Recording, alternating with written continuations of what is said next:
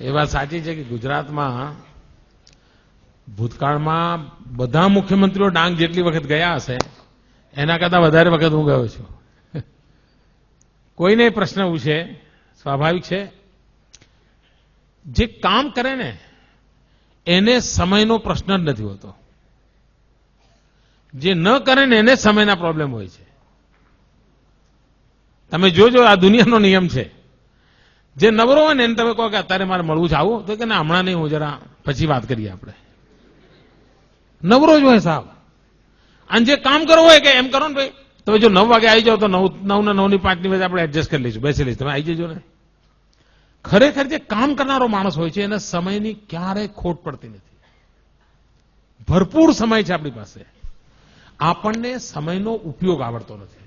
વિદ્યાર્થી મિત્રોને મારી વિનંતી છે કે જો તમને શક્ય હોય તો બેન્જામિન ફ્રેન્કલિનનું જીવન વાંચજો.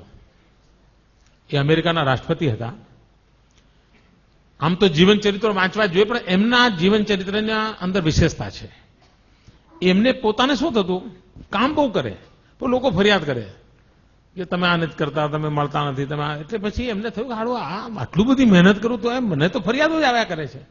એટલે એમણે અભ્યાસ ચાલુ કર્યો પોતાનો અને એક ડાયરી બનાવી અને એમાં એમણે લખ્યું, ભાઈ કરવા જેવા કામો કેટલા કર્યા, ન કરવા જેવા કામો કેટલા કર્યા, ન કરું તો ચાલે એવા કામ કેટલા કર્યા, કરીએ તો એ ઠીક ને ના કરીએ તો ઠીક એવા કામ કેટલા કર્યા. અને પછી ટીકમાર્ક કરવા માંડ્યા. સોમવારે જેટલા કામ કર્યા બધું ટીકમાર્ક કરે. મંગળ અઠવાડિયા પછી એમણે જોયું કે કરવા જેવા કામ ઓછામાં ઓછા કર્યા હતા અને ન કરું તો ચાલે એવા બધા જ કર્યા હતા. કારણ આપણને જ ખબર નથી હોતી કે હું આ ન કરું તો ચાલે ભાઈ પછી કરી જવાય તો ને, પણ આપણે નક્કી નથી કરતા, પ્રાયોરિટી નક્કી નથી કરતા. અને આ જો સહેજ આપણે ટેવ પાડી દઈએ કે કરવા જેવા કામોમાં કોઈ કોમ્પ્રોમાઇઝ નહીં, તો તમે જોજો તમારા બધો સમય ઉપજાઉ થઈ જશે, એમાંથી કંઈ ને કંઈ આઉટપુટ મળ્યા કરશે. બીજું, કેટલાક લોકો એમ કહે છે ખૂબ કામ કર્યું એટલે થાક લાગ્યો. આ ખોટી વાત છે. ખૂબ કામ કરો એટલે થાક જ ના લાગે. ખૂબ કામ કરો એટલે સંતોષ થાય. તમને સાહેબે હોમવર્ક આપ્યું હોય, વધારે આપ્યું હોય, પણ જો પૂરું કરો એટલે કેવું હાશ એવું થાય છે કે નહીં? આ સત્ય છે. અને બાકી હોય તો મમ્મી હું દૂધ લેવા નહીં જાઉં, મારું લેસન બાકી છે. મમ્મી હું નાના બહેન નહીં રમાડું, મારું દૂધ બાકી છે. અરે મમ્મી તું રેડિયો બંધ કરને, મારું લેસન બાકી. એવું ચાલે ને ઘરમાં, કારણ કામ બાકી છે. ખરેખર કામ કર્યાનો થાક હોતો જ નથી, કામ કર્યાનો સંતોષ હોય છે. અને જીવનમાં તમે જોજો, કોઈ દિવસ કામનો થાક લાગે જ નહીં. આ ખોટું ભ્રમ છે. બહુ કામ છે, થાકી ગયો. કાં તો પછી તમે ન કરવાના બધું કરતા હો તો થાકી જતા હો. અને તેથી સમયનો ઉપયોગ કેવી રીતે કરવો, સમય બરબાદ ન થાય એના તરફ આપણું ધ્યાન હોવું જોઈએ.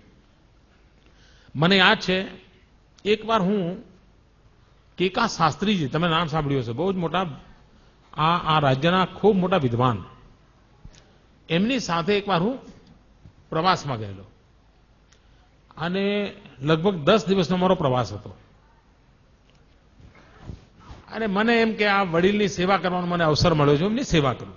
એ વખતે એમની ઉંમર લગભગ 85-90 ની આસપાસ તો હશે. એ ગુજરી ગયા હતા, એમની ઉંમર 102 વર્ષ હતી અને આપણે એમની શતાબ્દી ઉજવી હતી. એમણે 250 કરતા વધારે ગ્રંથો લખેલા હતા. તો મેં એમને 10 દિવસ બરાબર ઓબ્ઝર્વ કર્યા. તમને આશ્ચર્ય થશે, એમણે શબ્દકોશ લખ્યો છે, ગુજરાતી શબ્દકોશ. માનો કે રેલવે ફાટક હોય અને રેલવે ફાટકમાં અમારી ગાડી ઊભી રહી હોય, તો આપણે શું કરીએ? ઊભા રહીને નીચે લટાર મારીએ, યા ત્યાં સિંગ ચણાની લારી હોય તો ત્યાં જઈએ, ક્યાંક ટમેટા મળતા હોય તો એ જઈએ, એવું બધું કરીએ ને. મેં જોયું કે જેવી બસ ઊભી રહી નથી કે પોતાના થેલામાં ચોપડો કાઢ્યો નથી, તરત આમ લખવાનું ચાલુ જ કરી દે અને ફરી પાછી ફાટક ખુલે અને બસ ચાલે પછી અમને મૂકી દે. મને એમ થાય કે આ માણસ સમયનો કેટલો બધો ઉપયોગ કરે છે. રાત્રે ક્યાંય પહોંચવાનું હોય, ધર્મશાળામાં ઉતરતા, તો હું એમના માટે કે પથારી લેવા જઉં, એ પહેલા તો એ પોતાનું જે થેલો હતો એનું ઓછું કરીને સુઈ ગયા હોય. મારે એમને રાત્રે ઉઠાડવા પડે, કશું નહીં, કોઈ અપેક્ષા જ નહીં. ત્યારે હું જોતો હતો કે આ વ્યક્તિ આટલું બધું કામ કેવી રીતે કરી શક્યા હશે. સમયનો એટલો અદભુત ઉપયોગ કરતા હતા એ. મેં એટલા આમ અને બારીકાઈથી મેં જોયું છે એને. અને મને તાજ્જુબ હતું. અને એમના જીવનક્રમની અંદર પૂજા પાઠ, લેખન, વાંચન, આ ચીજમાં કોઈ 1 મિનિટનો ફરક નહોતો પડતો. અને 10 દિવસનું એટલું હેક્ટિક શેડ્યુલ હતું. એ ઘરે રહીને જેટલા કામ પૂરા કરતા હતા એટલા જ કામ એમણે પ્રવાસમાં પણ પૂરા કર્યા. એટલે મારા મન પર એની અસર હતી. અને 85-90 વર્ષની ઉંમર. આપણા ઘરમાં આપણા દાદાજી 85-90 વર્ષના હોય તો શું કરતા હોય તમને ખબર છે ને? આ 85-90 વર્ષની ઉંમરે અને 103 વર્ષ જીવ્યા હતા. જીવનને કેટલું પરફેક્ટ એમણે રાખ્યું હશે એનો તમે અંદાજ કરી શકો છો.